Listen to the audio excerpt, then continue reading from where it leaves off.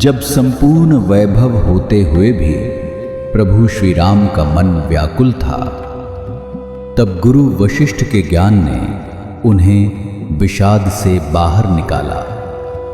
सुनिए बकुल जी की वाणी में।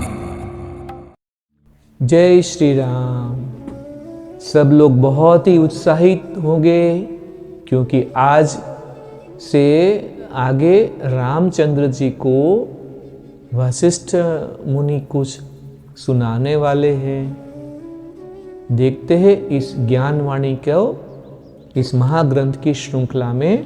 आज 21 जनवरी है और आगे क्या होता है। यशः प्रभृति न यस्मै हेतुनैव विना पुनः भुवि भोगा न रोचन्ते स जीवन मुक्त उच्यते। अर्थ है, वही सच्चा मुक्त संत है जो स्वभावतः इंद्रिय सुखों से विचलित नहीं होता, जो न तो यश की भावना से प्रेरित होता है और ना ही प्रलोभनों से ही। मैं महर्षि वशिष्ठ से प्रार्थना करता हूँ कि वे राम के विचारों की पुष्टि करें और साथ ही हम लोगों को भी इस मार्ग पर आगे बढ़ने के लिए प्रेरित करें। तो ये सब बातें चल रही थी तो ऋषि विश्वामित्र ने ये बात बताई एज ए मीडिएटर। क्या कि रामचंद्र जी ने अपनी बात पूरी की है, अब वशिष्ठ जी आगे समाधान दे। तो आगे चलते हम। विश्वामित्र ने कहा, हे राम, तुम बुद्धिमानों में श्रेष्ठ हो, कुछ और ऐसा नहीं जिसे तुम्हें बताने की आवश्यकता हो। हाँ, तुम्हारे ज्ञान की पुष्टि की जानी चाहिए, ठीक वैसे ही जैसे शुकदेव के ज्ञान की राजा जनक ने पुष्टि की थी। ये कथा भी हम कभी सुनेंगे कि शुकदेव जी को राजा जनक के पास क्यों जाना पड़ा, क्योंकि वो भी तो महाज्ञानी थे। जनक की पुष्टि के बाद ही शुकदेव को शांति मिली थी। तो जब हमारे ज्ञान को भी किसी का थप्पा लगे तब उसे प्रूवन कहते हैं। इसीलिए जीवन में गुरु की जरूरत होती है। तुम्हारी तरह गहन चिंतन के द्वारा शुकदेव सृष्टि के सत्य तक पहुंचे थे। इससे पहले वे सत्य के चरम सत्य होने की पुष्टि नहीं कर सकते थे। पहुंच गए थे फिर भी पुष्टि नहीं हो रही थी। रामचंद्र जी का भी यही हुआ है, पहुंच गए लेकिन पुष्टि नहीं हो रही है।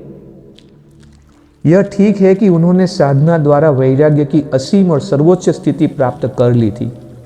एक दिन शुकदेव अपने पिता महर्षि व्यास के पास पहुंचे और प्रश्न किया, पूज्यवर, इस सृष्टि में विविधता कैसे आई और यह कैसे दूर होगी?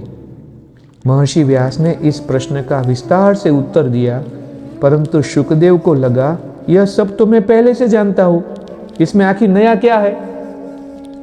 फिर पिता ने कहा, पिता को क्यों कहना पड़ा? क्योंकि पिता के वचनों को उनको इतना अहमियत नहीं दिया शुकदेव जी ने। मेरे बेटे, मैं इससे अधिक नहीं जानता, जैसे हर पिता पुत्र में यही होता है। परंतु इस धरती पर राजा जनक ऐसे महापुरुष है जो इससे अधिक जानते हैं। तुम उन्हीं के पास जाओ। फिर शुकदेव राजा जनक के प्रासाद में, प्रासाद माने महल में पहुंचे। युवा शुकदेव के आने की सूचना राजा जनक को दी गई। अब देखना क्या परीक्षा होती है। राजा ने उस सूचना की उपेक्षा की। शुकदेव 1 सप्ताह तक धैर्यपूर्वक प्रतीक्षा करते रहे। अगले सप्ताह राजा जनक ने शुकदेव को अंदर महल में बुलाया। तब क्या हुआ?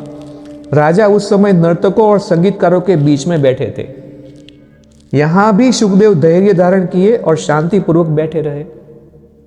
कुछ देर बाद जब राजा शुकदेव की ओर उन्मुख हुए तो कहने लगे, तुम सत्य तो जान गए हो, मैं तुम्हें और क्या बताऊं? यह विविधता मानसिक विचार भिन्नता के कारण आती है और जब वह खत्म होगी तो यह भी खत्म हो जाएगी। बहुत गहरी बात बताई उन्होंने। जब जनक द्वारा शुकदेव के विचार की पुष्टि हो गई तो उन्हें शांति मिली और उन्होंने निर्विकल्प समाधि धारण की। शुकदेव की तरह राम ने भी सर्वोपरि ज्ञान प्राप्त कर लिया है। इसकी सबसे बड़ी पहचान है कि व्यक्ति संसार के सुखों के प्रति अनासक्त रहता है और यहां तक कि उसकी सूक्ष्म प्रवृत्तियां भी नहीं रह जाती। जब ये प्रवृत्तियां सबल होती है तो बंधन रहता है, और जब ये नहीं होती तो मुक्ति प्राप्त होती है। इंद्रिय सुख से विचलित कौन नहीं होता है? जो संत है, जो स्वभावतः मुक्त है। फिर वशिष्ठ ने कहा, अब हमारे प्यारे ऋषि प्रविष्ट हुए। मैं आपकी आज्ञा का पालन करता हूं। किनको बोला? विश्वामित्र जी को बोला, हे राम, अब मैं तुम्हें वह शिक्षा दूंगा जो मुझे दिव्य सृष्टिकर्ता ब्रह्मा ने स्वयं दी थी। हे राम, असंख्य ब्रह्मांड अस्तित्व में आए और विलीन हुए। इस समय भी जितने ब्रह्मांड अस्तित्व में हैं, उनकी गणना करना संभव नहीं। इस बात की अनुभूति सहसा हृदय में हो जाती है कि हृदय में उत्पन्न होने वाली इच्छाओं के कारण ही इन सृष्टियों का जन्म इसी प्रकार होता है जिस प्रकार हवा में महल बना लिए जाते हैं।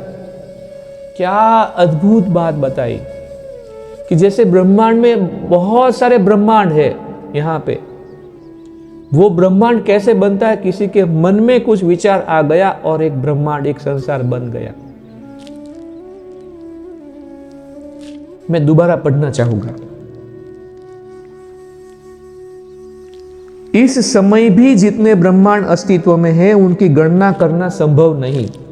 इस बात की अनुभूति सहसा हृदय में हो जाती है कि हृदय में उत्पन्न होने वाली इच्छाओं के कारण ही इन सृष्टियों का जन्म उसी प्रकार होता है जिस प्रकार हवा में महल बना लिए जाते हैं। न संसार के पदार्थ ही वास्तविक है और ना ही उनको बनाने की विविधा, ना उनको बनाने की विधियां ही वास्तविक है। जबकि जीवित और मृत दोनों इस बात का अनुभव करते हैं कि वास्तविक है। इस सत्य का अज्ञान ही रूप धारण करता है।